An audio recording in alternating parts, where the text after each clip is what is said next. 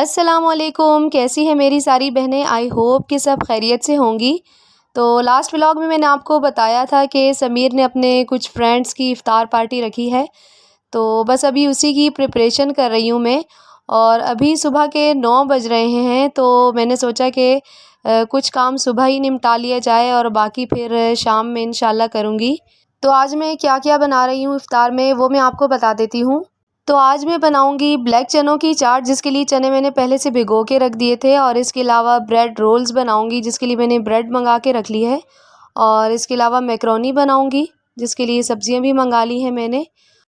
और दही फुल्कियां बनाने के लिए मैंने ये दही भी मंगा के रख लिया है।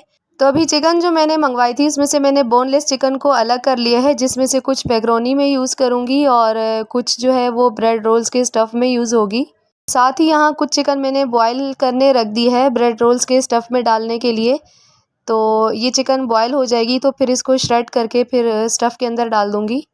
तो अभी यहाँ मैं वेजिटेबल्स को कट करके रख रही हूँ और उसके बाद फिर मैं सफाई करूँगी घर की। तो अल्हम्दुलिल्लाह किचन का आधा काम तो मैंने निपटा लिया और अब मैं करने लगी हूँ सफाई। और सफाई करने के बाद फिर मैं वॉशिंग मशीन लगाऊंगी और कपड़े धोऊंगी। और फिर कपड़े धोने के बाद किचन का बाकी काम करूंगी इफ्तार का।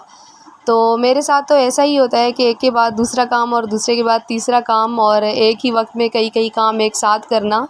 तो आप में से भी मेरी बहुत सी बहनें ऐसी ही होंगी जो एक वक्त में कई काम एक साथ कर रही होती होंगी। तो मेरी ऐसी सुपर वुमन बहनें मुझे कमेंट्स में लाजमी बताइएगा जो कि ऐसा करती हैं कि एक ही वक्त में कई कई काम एक साथ कर रही होती हैं। तो बातों बातों में अल्हम्दुलिल्लाह सफाई मेरी हो गई है और वॉशिंग मशीन भी यहाँ मैंने लगा ली है।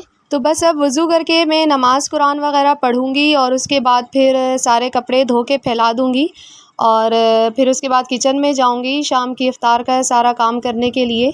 और जो भी डिशेस मैं बनाऊँगी वो सब मैं आपके साथ भी शेयर करूँगी। So stay tune and stay connected.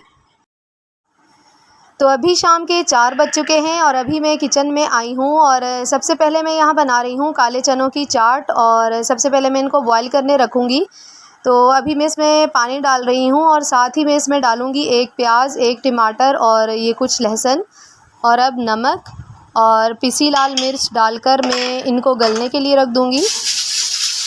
तो यहाँ मैं इमली को भिगो के रख रही हूँ। जब चने गल जाएंगे तो उनमें इमली का पेस्ट डाल के भून लूँगी तो चने तैयार हो जाएंगे। और साथ ही यहाँ जग में भी मैंने इमली को भिगो के रख दिया है इमली का शरबत बनाने के लिए। और अब यहाँ मैं पकोड़ों का मसाला तैयार करके रख रही हूँ। और साथ में ये दही फुल्कियों का भी मसाला तैयार करके रख दूँगी और लास्ट में फिर इनको फ्राई कर लूँगी। तो चने अल्हम्दुलिल्लाह गल चुके हैं। अब इसमें 1 टीस्पून गरम मसाला डाल के इनको भून लूँगी अच्छे तरीके से और इनका पानी खुश्क कर लूँगी। और फिर इसमें इमली का पल्प डाल दूँगी तो ये चने की चाट तैयार हो जाएगी। तो यहाँ एक डिश काले चनों की चाट तैयार हो चुकी है। और अब मैं बनाने लगी हूँ मैक्रोनीज़। और उसके लिए मैं सबसे पहले मैक्रोनीज़ को बॉईल कर लूँगी। तो जब तक मैक्रोनीज़ बॉईल होती हैं तो मैं दही फुल्कियों के लिए जो दही तैयार होता है वो तैयार कर लूँगी।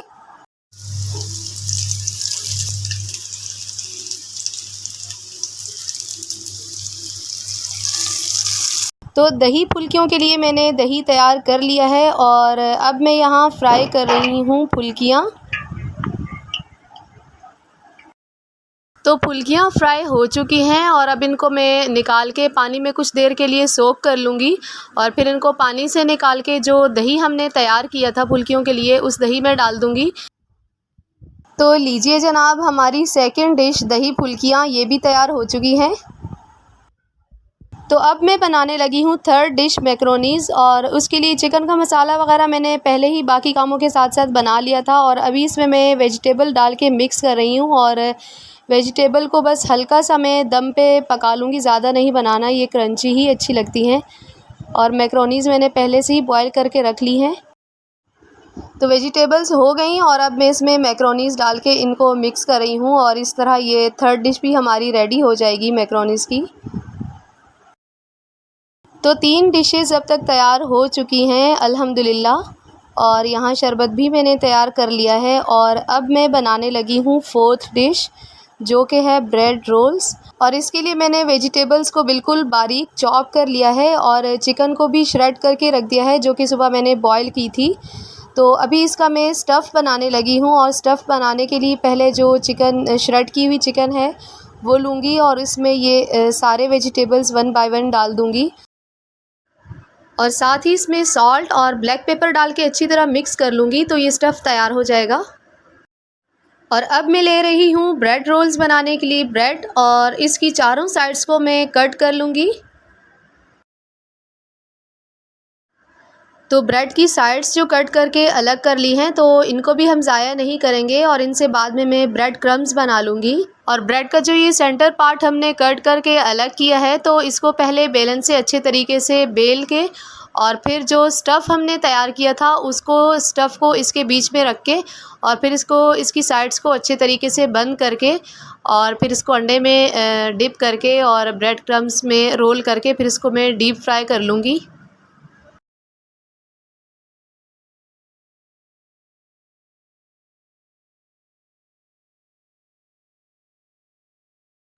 तो यहाँ काफ़ी सारे रोल्स बना लिए हैं मैंने और अब मैं इनको अंडे के अंदर डिप कर रही हूँ और फिर ब्रेड क्रम्स के अंदर इनको रोल करके और फिर मैं इनको डाल दूँगी कढ़ाई के अंदर डीप फ्राई करने के लिए।